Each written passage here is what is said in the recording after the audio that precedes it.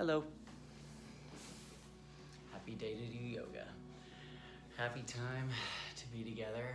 I came to this conclusion that I needed to investigate more time in nurturing how I end up feeling. My moment of insight came from my meditation this morning, and I follow Tarbrock. She does incredible talks, incredible investigation, incredible query, right, into and around, with, and in between the awareness of mindfulness. So I've been following a commentary in the last month or so with this challenge that I've taken of trying to meditate each day, but really kind of move towards a central theme, and that has been mindfulness. So what to do with mindfulness? Mindfulness is, to me, being alive. So don't worry, you're still doing it. You've been doing it all your life. The investigation into it has been profound for me because, right, with the ups and the downs, everything that's going on around, I've been really, working, I would say, my best at it remaining true to myself and trying to stick and stay there. However, all these forces that be, and I have no control over them, have been seemingly seeping into what I consider my own or my personal space. And so if that's true, and it is, that it will happen and it does occur, and sometimes we just don't have the power to really sort of block or filter it out entirely, at least. And so when we move through these kind of steps of being like, all right, I recognize that I'm feeling away, right? So, okay, here I am. I can let it in. There's your mindfulness. I allow myself to feel this way. It's my body. And then investigate, right? It feels this way. It feels this way because X, Y, and Z, right? It's that way in your body. Maybe first it's in your belly. Maybe it's in your heart. Or perhaps it's in your thinking mind, right? Our monkey mind. But the last part of it that I find that has been sort of the key to, is this working, is nurturing. And so when I ask myself today, how do I unmuck the yuck or unyuck the muck? It came to that last piece, which is, am I nurturing or am I just still at that recognizing stage or allowing?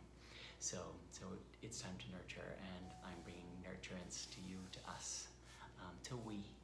Okay, so wherever you are, if you're seated or standing, if you could take a moment just to close your eyes. Whatever day this is for you, whatever time of the day it might be, or for whatever is going on in your life, we recognize that, right? It's day or it's night. I'm happy, I'm otherwise, right? I'm sad or I'm otherwise. Anxious, I'm overwhelmed.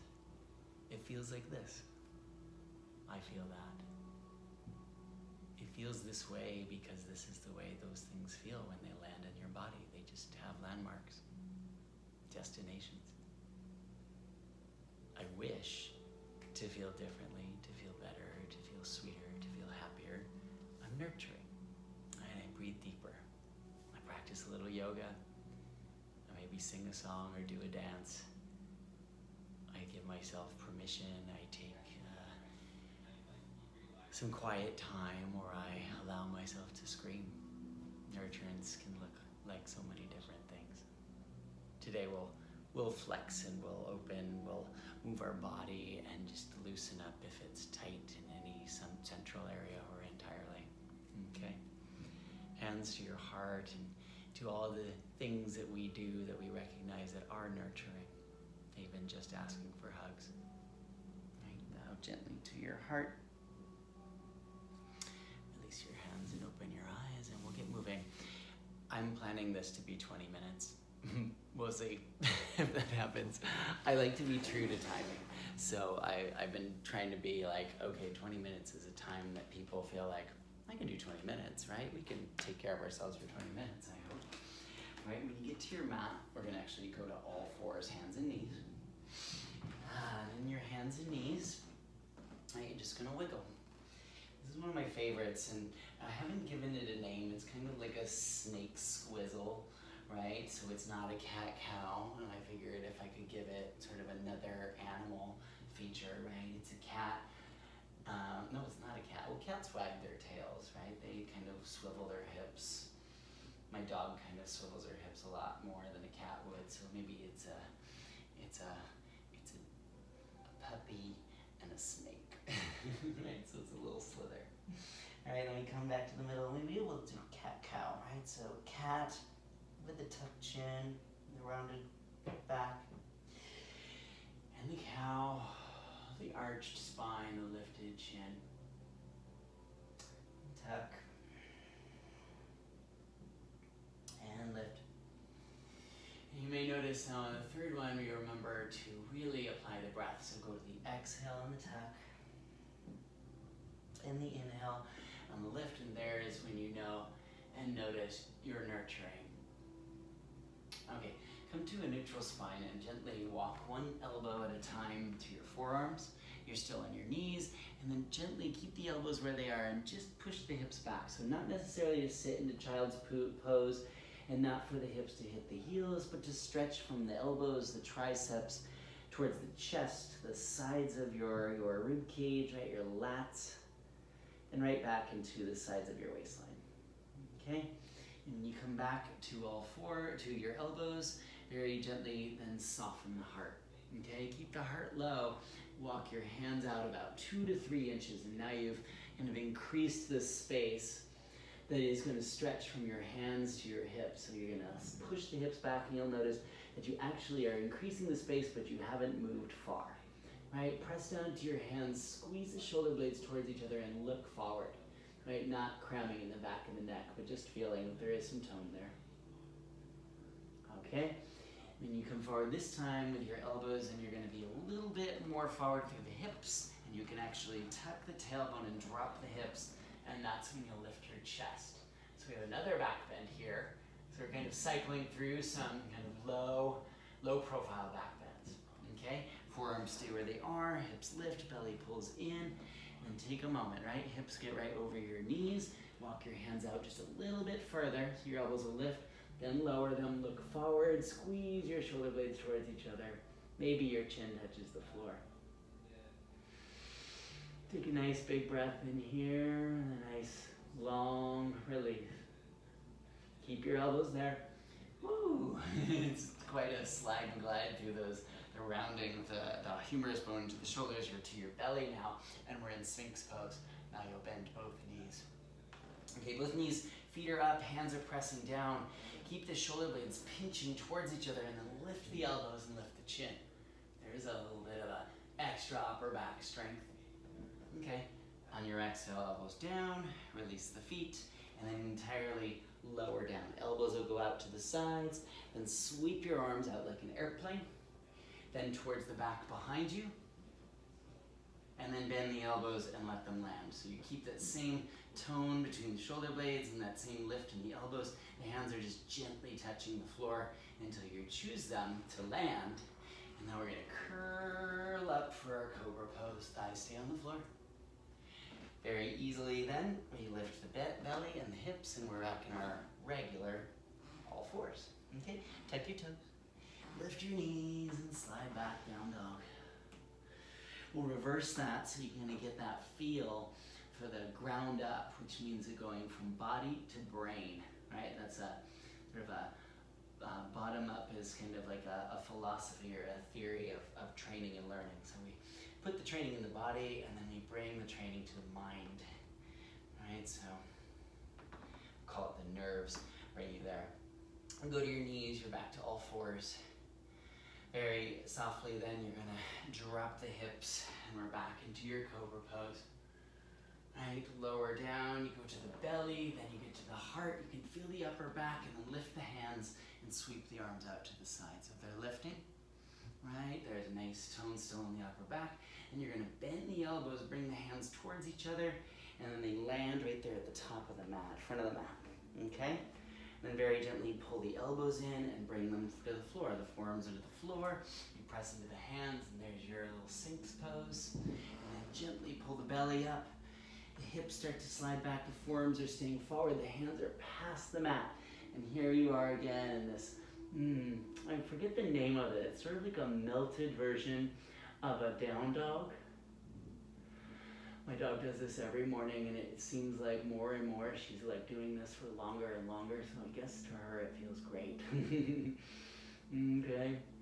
Okay, last piece of this, when you come forward with your elbows, and then you drop your hips. You're gonna bend your knees, lift the feet, come towards your head, hands press down, and then pull the belly in as you ride this up. Okay, so it's a very close version to a spread out version of a scorpion up dog, or a scorpion cobra. And then we're gonna release the whole thing down. Whew. Slide your hands back next to the heart, and this one's gonna be a true child's pose. So this is kind of the treat to all that work that we started immediately with, which is kind of waking up the upper back. My forehead's touching the mat. And as your forehead touches the mat, there's a kind of a service it does to allow you to just kind of allow the neck to be peaceful. Peaceful in the front, peaceful in the back, peaceful to the sides. There's probably, it sounds like the song is being created right here. Peaceful in the morning, peaceful in the evening, peaceful in the afternoon. Inhale up to all fours, tuck the toes, lift the knees, we're in plank pose. You get a little bit of tone up into the glutes, some nice charge up into the ribs and through your core system, your center, and lift back to down dog. Okay, let's walk our feet forward to our hands. Okay, so when you get to your thumbs, you'll get forward on that next inhale. You'll take a flat back, and you'll exhale, fold. Okay, when you get into that fold, touch the floor, left foot comes off the floor, push it back like you're gonna take a warrior three. And then you're gonna right knee bend until you can reach that left foot back and going to the top of the foot. So you're going to the top of the toenails, the left knee touches the floor, and the right leg straightens. You might have to jog it an inch or two forward to make the space, okay? So this is a half Hanuman. Okay, when you come forward, on that bent knee, right, left knee stays on the floor, we're gonna pick this up for an Anjaneyasana. Okay, if you turn the palms to face forward, imagine that you were on your chest, right, where we were on the floor, and the chin with the chin lifting and the hands were pressing. So imagine something were coming towards you here, and you're pressing it away, and you're really opening up the front of the chest and the ribs. It's kind of nice. Hands touch the floor. Left knee lifts, and then straighten that right leg. So we're getting a double whammy on that hamstring stretch here. Feels pretty sweet, so allow it in. Taking care of that good stuff that is perhaps kind of accumulated near the low back and whatever is your post-election recovery. Right knee bends so that you can step left foot forward. Let's go to a flat back, lift the heart open. And exhale, fold, head drops. Ooh. Okay, hands are touching safely and honestly. Right leg's gonna reach back, lift up. You're gonna feel a little charge into the glutes. And as your left knee bends, that right leg's gonna reach back. You go to the top of the foot. And so be careful with that if you need to tuck your toes to land there and then untuck the toes, that's fine. Okay, right knee bends, left leg straightens. Okay, so again, you might adjust. We're all a little different in the sort of ratio of torso and long legs. And right here, right, so I often talk about this, but I think it gets glazed over because there is a lot of information that can come in on a spazzy Mikey commentary class. Right, think of this, the nurturing is everything's coming upwards, like I said, sort of the ground up or the body towards the brain.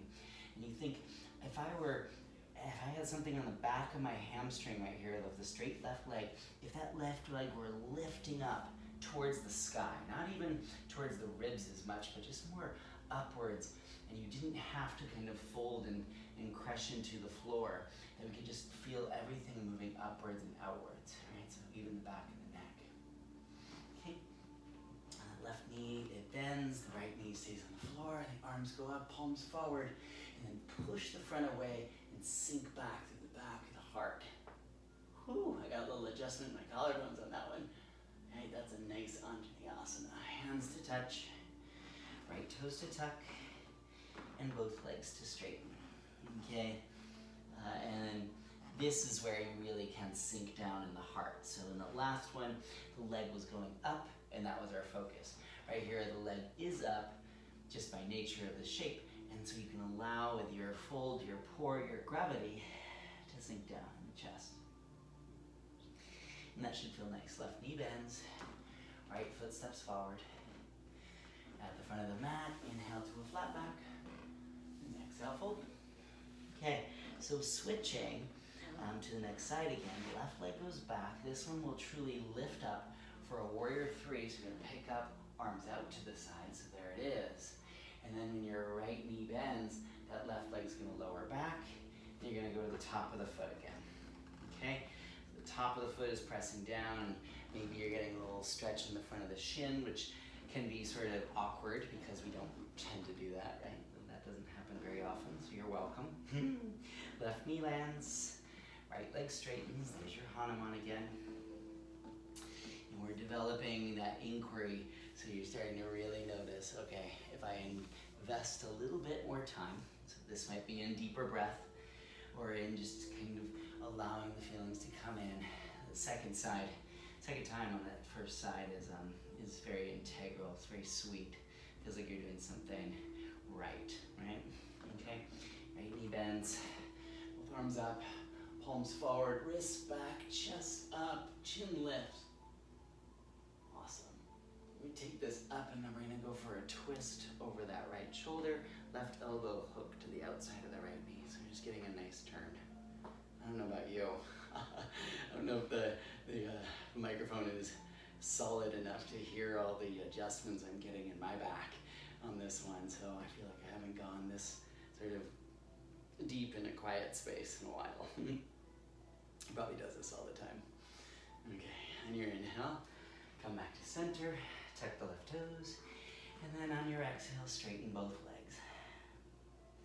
This next inhale, you're gonna rise up through a warrior three again, so that's how we kind of started it. So rise up through that transition onto the foot, and we take that all the way up to stand. Ooh. That's like some heavy lifting, some hamstrings. It's a version of a deadlift just to come up from warrior three to stand. Arms reach up, and then follow your exhale, fold. That should feel pretty nice. If you need to flutter the lips, do a wiggle. Alright, so say goodbye to whatever sort of remnants of what it is that we're resolving. Inhale to a flat back. Hands are touching, right leg goes back. Right, as you gently shift into the toes of the left foot, then you lift, and there's those airplane arms. Right, there's a lot of strength in your back body here always. Okay, and the left leg is slowly, so we're using all the endurance we've been practicing for years, months at least, right, to get back into that top of the foot version of your low lunge. Right, and then a soft descent into that right knee, not too much weight, and then a fold into that left leg.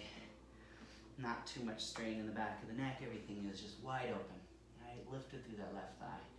Balance through the waist, the hips, in that place that we access in the lower abdomen, low tone. Okay, and left knee bends, arms go up, palms forward, and wrists pull back. You can go wider if that makes your collarbones feel nicer. If you like a nice tight streamline, you could even hook your thumbs if you want a little difference here, a little more upper back tone. Okay, we come back out of that, we're gonna turn, hands go to the heart, squeeze into that midsection to take your turn twist to the left. Whew. Okay, it's a nice feeling of allowing yourself to drop the shoulders away from the ears and utilize that space of the neck, right? It's grace. It's graceful. It feels nice. Right? Grace is a graciousness, right? So you're surrendering to the good stuff Which also reminds me that this week, if you're in this week, the transition into November from October is called Diwali. So it is a tradition in a lot of cultures, but specifically for yoga and Hindu, respect to the light and away from the darkness. So the darkness in this respect is kind of going into goodness and away from what would be otherwise. So you can translate that however you like. Here, left knee bends, go up to warrior three, right? There's a lot of news that you could contribute that to, so let's celebrate. Come to stand, right foot to the floor, arms to the sky. Take a healthy breath into this reach. All right, open it up and express this reach however you wish. I tend to like to kind of develop into a little standing back bend, but it isn't so severe. I'm not worried about hurting myself because everything's in check. All right, follow this exhale, forward bow. This is the last set of 3. So if you notice that we're not doing a lot of chaturangas here, we're not doing a lot of jump back, so I would call this more of like a quiet, peaceful, regenerative, nurturing practice flow. Not so powerful, right? Inhale to a flat back. And exhale, fold. Last side. Left leg sweeps back. Heel is a relatively hip height, and then that next inhale, heart goes up. So here's warrior 3. Then come up to stand. Left knee up. Okay, this is one that I've been really enjoying, which is just a nice standing forward bow into a lifted left leg. Okay, so you might have to adjust. Hands to your calves, hands to your heels, maybe to the foot. It's a lot. Let the left leg go gracefully. So when you let it go, you develop back into that warrior 3. Point the toes if you're landing on the top of the foot, or the tucked toes. And then there you are in your lunge. Left knee bends, right leg straightens, and then you can really practice picking up the heel and just take it a little bit farther forward. I'm not asking for a full Hanuman right here. This is a short primer class, right? So this one gets you ready for deeper stuff, or lets you just kind of solve the day with an easy flow. So I'm not pushing us into a full split here. So this is just kind of noticing that you have choices. You pick it up to initiate, so it's not a slide.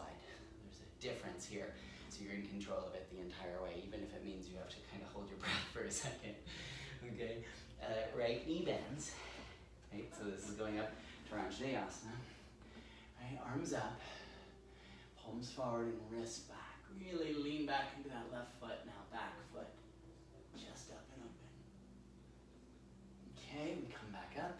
When we take this twist, you're going left elbow outside of right knee and heart turns. So your left thumb might be in the center of your chest. Taking my right arm across my low back and to the top of my left thigh. So I'm going half bind with my right arm and just staying really sweet in a half namaste with my left hand.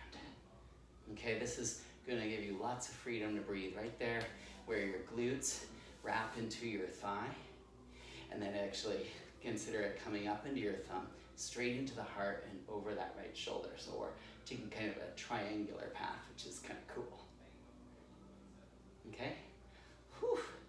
You come back, you may notice that that's one of those really deep twists, especially when you're adding a bind to it, that it kind of limits your breath, your respiration. I know we're already doing that by wearing masks every day, so this actually will help with it. So bring some peace into wearing sort of our new face jewelry. So here's your pyramid pose, that fold. And that right knee bends. This is the last piece of this. This is a high lunge. Yay. And you can really sort of rock this high lunge as you wish. You can make it more of a warrior 1. If you want to turn that back heel down, I'm just loving a nice, strong, back bending high lunge. Okay, come forward over that right thigh. Lift to warrior 3. And keep lifting. So that left foot is the last thing that touches. As the foot lands, that's when right there the arms are in the sky. And here's your reach. You're in full length. One more side. Forward bow. It's going to be perfect timing. A little bit, maybe a little bit over. I think so. Inhale through the flat back.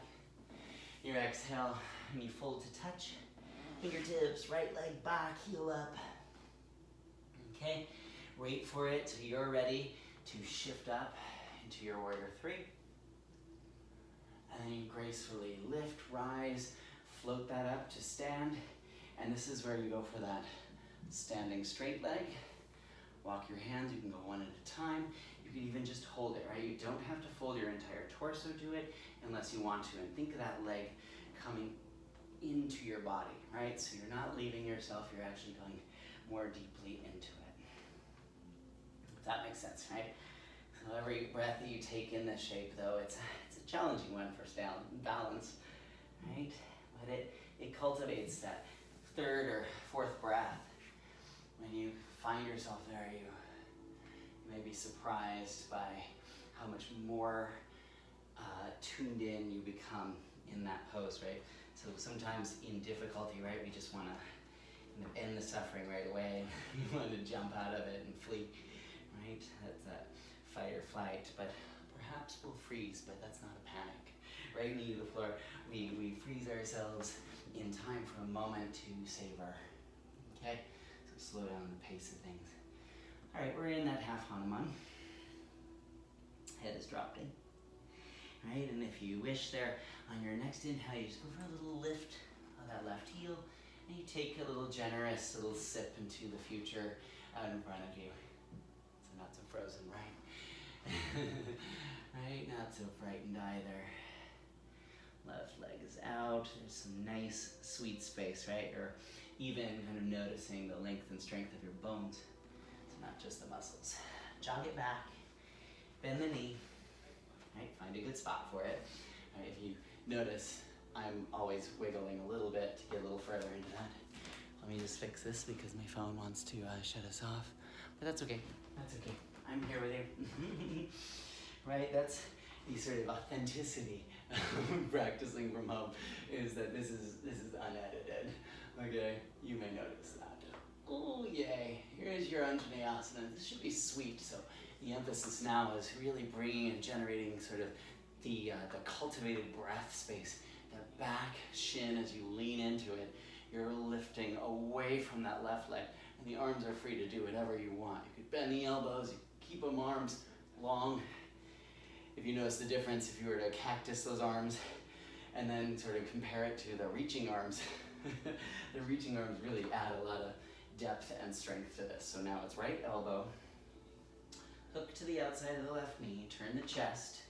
Your left arm is going to sweep back and around and down, so you don't even have to worry about keeping it lifted. It's more like you're tucking that left shoulder with some integrity onto the back, right? Really pinning it on with your strength. And so the integrity really is the investigation. It's really noticing where you're most engaged and fluid, right? With stable joints. Whew. Let that go. Oi, oi, oi. That's good. Hands to touch. Let's go for that pyramid pose. Left leg straightens. You may notice that when you go into the pyramid pose, we really get heavy over the top of the left leg, but include the right leg, right? The right arm. Keep the hips square. So the right leg is doing its right-legged sideness, right? So respecting the right side. Left knee bends. Whee! And here's your sort of free flow, either high lunge or warrior one.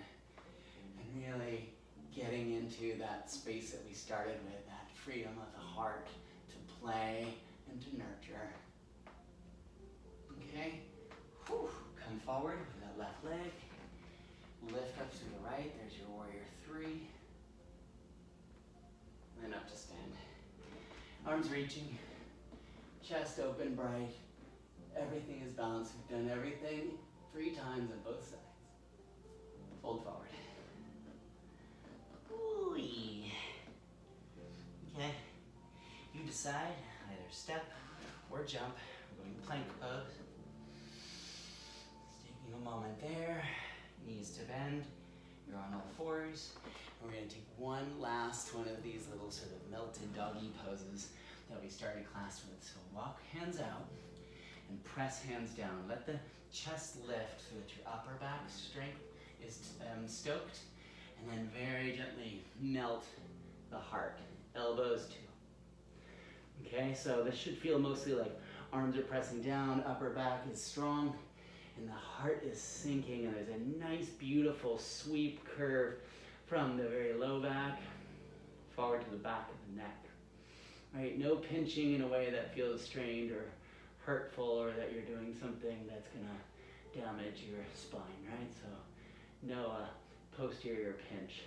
Okay, keep your elbows there. Woo. Notice as you bring the chest forward, right? Your upper arms rotate outwardly, your belly goes down, your feet bend, your hands plant down, and that last back bend is just joy in the tops of the thighs, right? Nice open heart. We say that a lot because it's true, and it's always nice to hear that as a reminder. And the reminder is that it's true, so you have that, right? So jog back through the feet, walk back through the hands. I'm going to practice a little jump through to sit. I'm going to do it from fingertips. You can do it or not do it. It's up to you. As I do, it's going to come from this little sort of crouched all four action. And just cross your ankles, right? So a little hop up. It's been a while since I practiced that. Right, I only do it with like a very, very sort of spidery hand. So I'm not on my wrists and flat hands. There's not enough room for my legs to get through. So if you notice, most people do it from either blocks or fingertips. Arms up to the sky. Tuck the knees, tuck the belly, go to a little cannonball. Okay, I'm gonna lift the legs. Here's your high boat.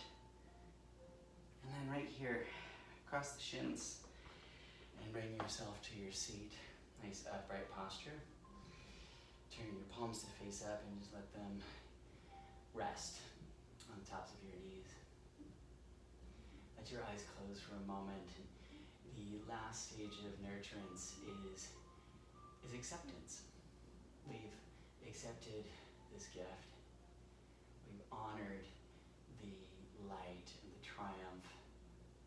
How Diwali sees this as a celebration of knowing that there's always going to be a change, a shift, and what is wrong or bad or seemingly perceived as negative is temporary, right? It's temporary, and it's a happy place to know that. Thanks to that, hands to heart.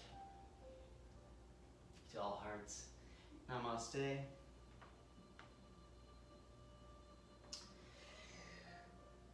So sweet. Okay, thanks for coming. I guess we got a little bit more than 20 minutes, so yay. Peace to that, peace to you. Have a great rest of whatever is left of today and how we carry on. See you next time. Peace.